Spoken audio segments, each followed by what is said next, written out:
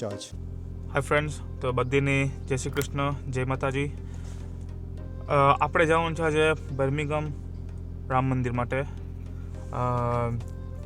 જો કે approximately about 40 mile છે અહીંથી, આપણે લેસ્ટરથી બર્મિંગહામ માટે. તો આ વિડીયો મેં ગુજરાતી માટે બસ બનાવવાનો છે. તો અગર તમને આ વિડીયો ગમે તો લાઇક કરજો અને શેર કરજો અને સબસ્ક્રાઈબ કરવાનું નહીં ભૂલતા. અને તમને આ વિડીયો કેવો લાગે છે કોમેન્ટ કરજો કે ભાઈ બીજા વિડીયો છે હું ગુજરાતીમાં બનાવું કે હિન્દીમાં બનાવું. તો ચલો આપણે જઈએ. પણ એના પહેલાં છે ને મારે યાર ગાડીની થોડીક વોર્મ કરવી પડશે, કેમ કે તમે જોઈ શકો છો સી ઉપર છે હમણાં માટે, તો કોલ્ડ છે, તો થોડુંક એન્જિન ગરમ થઈ જાય પછી આપણે ગરમ એસી કરીએ. કેમ કે અહીંયા છે ને યાર અટાણે 14 ડિગ્રી છે યુકેમાં અને ઠંડી બહુ વધી ગઈ છે. કેમ કે હવે ઠંડીનું સમય આવી ગયું છે સિઝન. તો હમણાં તો વાગવામાં છે ભાઈ, વાગવામાં તો છે ને પણ 8:54 થઈ છે, 8:54. તો ભાઈ આપણે નેવિગેશન બતાવ્યા કરે હમણાં કે ભાઈ 33 માઇલ છે આ લેસ્ટરથી. અને અરાઇવલ ટાઈમ છે આપણા માટે 10:14 1 કલાક ને 19 મિનિટ. જો તમને આ વિડીયો સારો લાગે તો લાઈક કરજો અને ગુજરાતી હોય તો સબસ્ક્રાઈબ કરવાનું નહીં ભૂલતા ભાઈ. ચલો આપણે જઈએ, આગળ વધીએ. તો ભાઈ યાર આપણું ગાડીનું એન્જિન થઈ ગયું છે ગરમ આઈડિયલ માટે અને રેવ પણ થોડુંક નીચે થઈ ગયેલું છે. તો આપણે ચલો ડ્રાઈવ કરીએ હવે. ચલો ભાઈ, તો આપણે નીકળી ગયા છે. આપણે અહીંથી પહેલાં જવાનું છે મોટરવે ઉપર. તો હાઈવે ઉપર ઇન્ડિયામાં આપણે કહીએ તો ઇન્ડિયાની ગુજરાતી સ્ટાઇલમાં. તો ચલો જઈએ અને હાઈવે પૂગો એટલે તમે એની પાસે મેં રિજોઈન કરું. જય શ્રી રામ, જય દ્વારકાધીશ.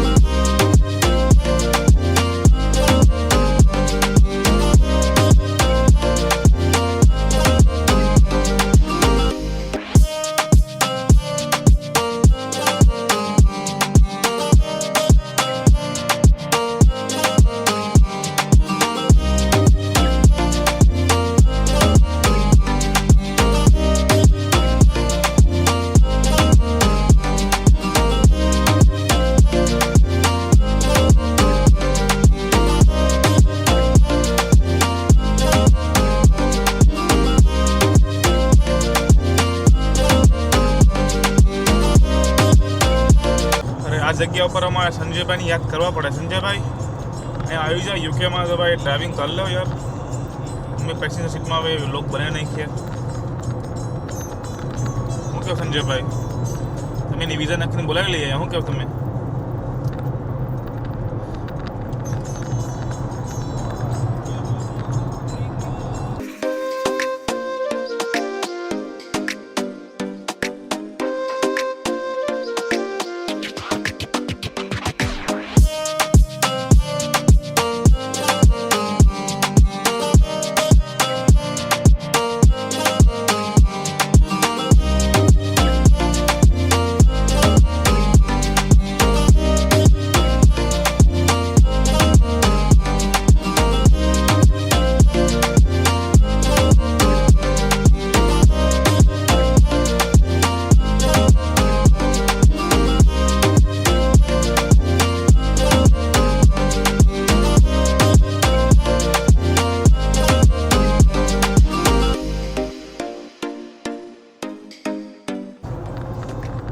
ભાઈ તો યુકેમાં છે ને યાર કઈ વસ્તુના પ્લાન કરવા ને કયા નહીં પ્લાન કરવા એ ખબર જ નહીં પડે. કેમ કે હમણાં સવાર પડી ગયું છે, 9 વાગ્યા છે અને ટ્રાફિક બિલ થઈ ગઈ છે ઓટોમેટિકલી.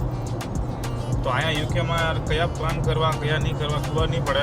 આપણે ઇન્ડિયામાં હોય તો ગમે એ પ્લાન બનાવે તો ઇઝીલી બનાવી શકીએ. ગુજરાતમાં હોય તો ભાઈ બાકી અહીંયા તો કાંઈ પ્લાન બને એમ જ નથી. જોઉં ને આ ટ્રાફિક હજી સવારના 9 વાગ્યાની ટ્રાફિક ઊભી થઈ ગયેલી છે. જોઈએ હવે ક્યાં સુધી ટ્રાફિક નડશે. પણ અને આપણે તો અહીંથી વળી જવાનું છે આગળ, એટલે વધારે વાંધો નહીં આવે. કાંઈ નહીં ભાઈ, જે પણ થતું હશે સારા માળે થતું હશે. કેમ કે અહીંયા 4 લાઈન હોય છે, તો 4 લાઈન જવાની, 4 લાઈન રિટર્નમાં આવવાની. તો આ હાઈવે છે એક.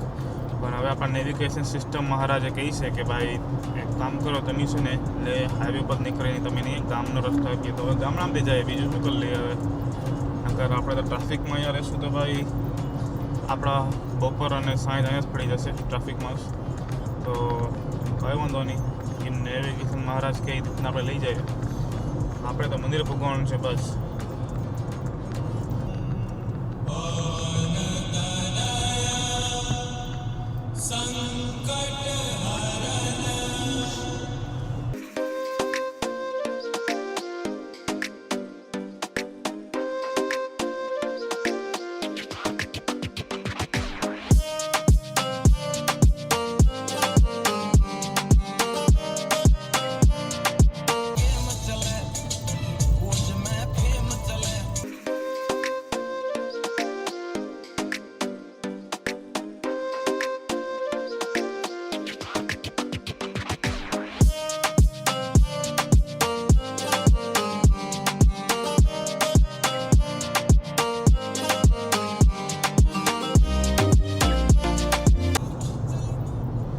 તો ભાઈ આપણે આવી ગયા છે M6 ઉપર, M1 ઉપરથી, જો કે થાય છે બર્મિંગહામ.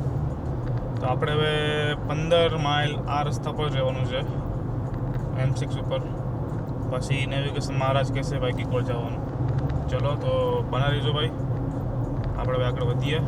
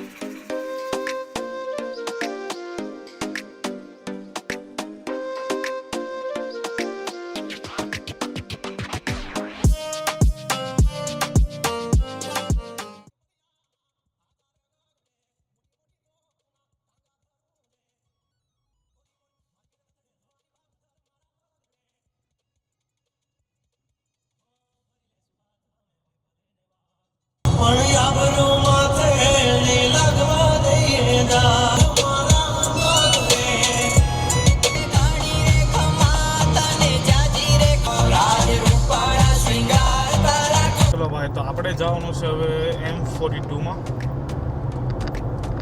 અને એમાં આપણે ટ્રાય કરવાનું છે 10 માઇલ.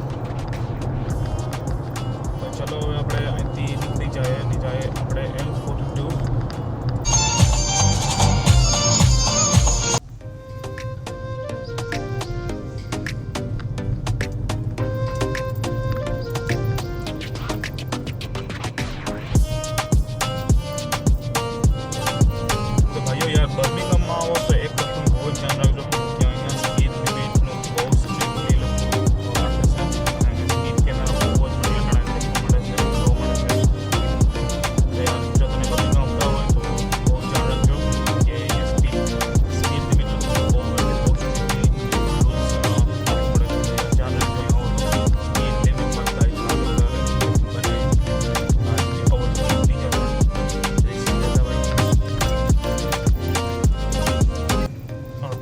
ટ્રાફિક તો અહીંયા બર્મિંગહામમાં હોય જ છે. જોકે આપણે એક વસ્તુ સારું છે કે વીકડેમાં આવેલા, અગર વીકેન્ડમાં સન્ડેમાં આવ્યા હોય તો ભાઈ અહીંયા તો પછી તમારે આખો દી કાઢવો જ પડે, કેમ કે અહીંયા ટ્રાફિક જ એવી હોય ને પ્લસ અહીંયા 40ની સ્પીડ લિમિટ છે, એટલે વધારે ગાડી તમે પાસ આપી પણ શકો.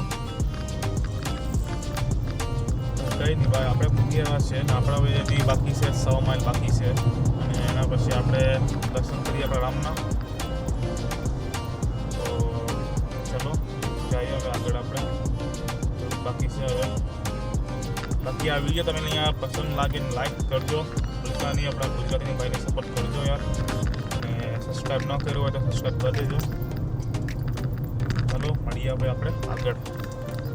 100 માઇલ જતું, જો કે આપણે કહેવા જાય ને ગુજરાતીમાં તો 9 કિલોમીટર હશે, અને 9 કિલોમીટરમાં એની 15 થી 20 મિનિટ લાગી ખાલી પાસ કરતા, જસ્ટ બિકોઝ કે પહેલી તો સ્પીડ લિમિટ, બીજા સ્પીડ કેમેરાસ, અને સેકન્ડલી થોડી ટ્રાફિક હતી લાઇટ.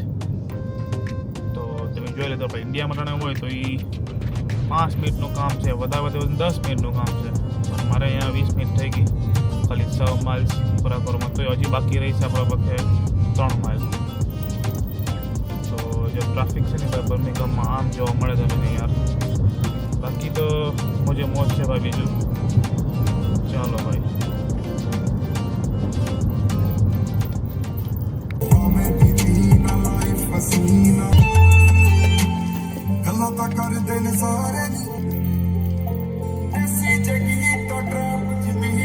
આપણે પહોંચી ગયા છે રામ મંદિર પર. હવે આપણે ગોતવાનું છે પાર્કિંગ.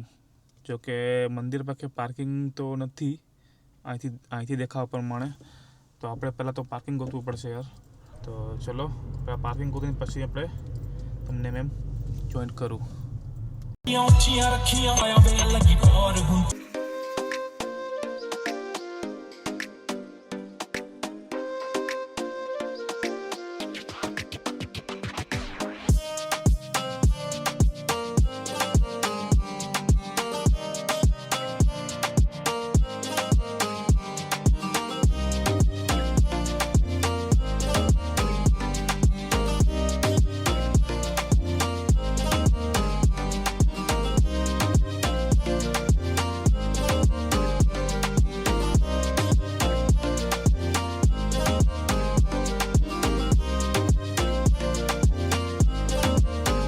તો ભાઈ આફ્ટર ફાઇનલી યાર 10 મિનિટ પછી એક પાર્કિંગ મળ્યું. હેપટહાટ મંદિરથી આપણો 10 મિનિટ ચાલવાનું છે, નાથી પછી પાર્ક કરીને હવે નાથી પછી ચાલતું મંદિરે જવાનું છે. અને પાર્કિંગમાં યાર અહીંયા બર્મિંગહામમાં પાર્ક કરવું એટલે બી વેરી બી કેરફુલ, કેમ કે અહીંયા પાર્ક કરવું એટલે બહુ જ ધ્યાન રાખવું પડતું પડે તમારી ગાડી. હવે છે ને ફ્રેન્ડ આપણે છે ને યાર આ પાર્કિંગમાં છે ને સ્માર્ટ પાર્કિંગ છે, તો આપણે ઓનલાઈન પેમેન્ટ કરવું પડશે પાર્કિંગ માટેનું. તો આપણે પેલા પે કરી દઈએ એપમાં જઈને. અહીંયા છે ને પાર્કિંગ નંબર છે, તો મેં તમને દેખાડું પાર્કિંગ નંબરની કેવી રીતના પાર્ક થાય ગાડી અહીંયા.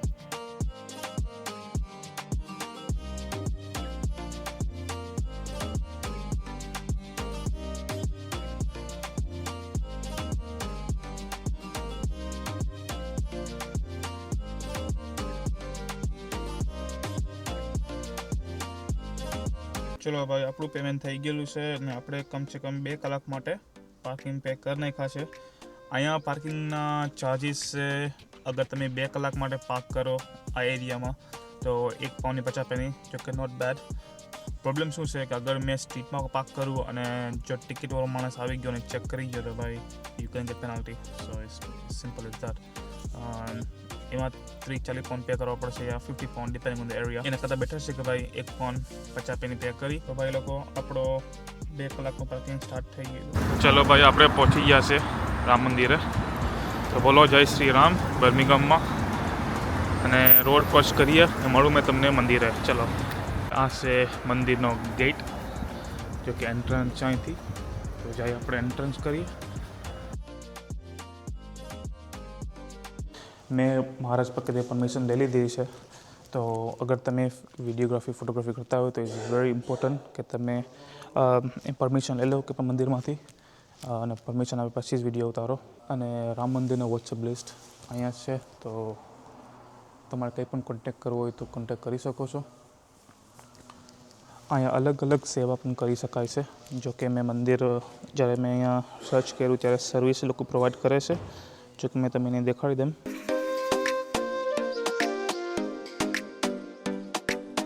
તો ચલો ફ્રેન્ડ્સ આપણે જઈએ મંદિરમાં અંદર.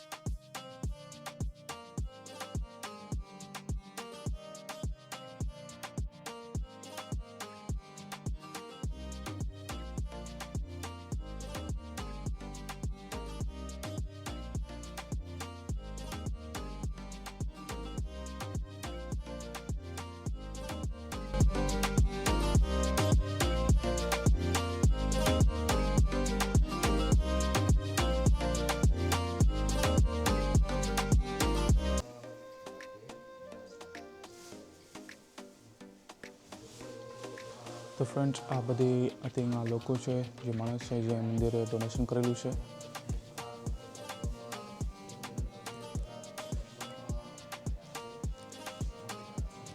અને બહુ મસ્ત મંદિર છે. આ મૂર્તિ કહો તમે પ્રાર્થના કરેલી અહીંયા બે તમે કેટલા વર્ષના હતા? ગણપતિ તમારી 24 વર્ષની ઉંમર હતી. તમે 24 વર્ષની ઉંમર જ્યારે આ પ્રાર્થના કરેલી? ગણપતિ કરેલી. અરે વાહ. અને તમે ગરબા ગાઓ છો તમે કીધા? ગરબા, રાસ, ભજન, નો ચાર્જ. નો ચાર્જ. એક રૂપિયો પણ ડોનેશન તમે કરો? અરે વાહ. કોઈ દે તો હું પાછા દઈ દઉં. અરે વાહ. ના ના, બહુ હમણાં જ અહીંયા હનુમાન ચાલીસા હતા, હમ. એ લોકોએ પૈસા દીધા ને મંદિરને આપી દીધા. અરે વાહ. પણ હું પોતે લેતો નથી. બહુ મસ્ત મનસુખભાઈ. કેમ કે તમારા જેવા અમારું જે ગ્રુપ છે ને, અમારું સરસ્વતી ગ્રુપ છે. અમારું સરસ્વતી ગ્રુપ છે. ઓકે. તો ગાઈસ, તમે અહીંયા આવો તો મનસુખભાઈને જરૂર મળજો. અને મનસુખભાઈએ એક ડોનેશન પણ નહીં લેતા. અને એ લોકોની જે અહીંયા જે આરતી થાય છે ને, એ પણ લોકોએ રાજમાં એ લોકોએ ગાયેલી છે.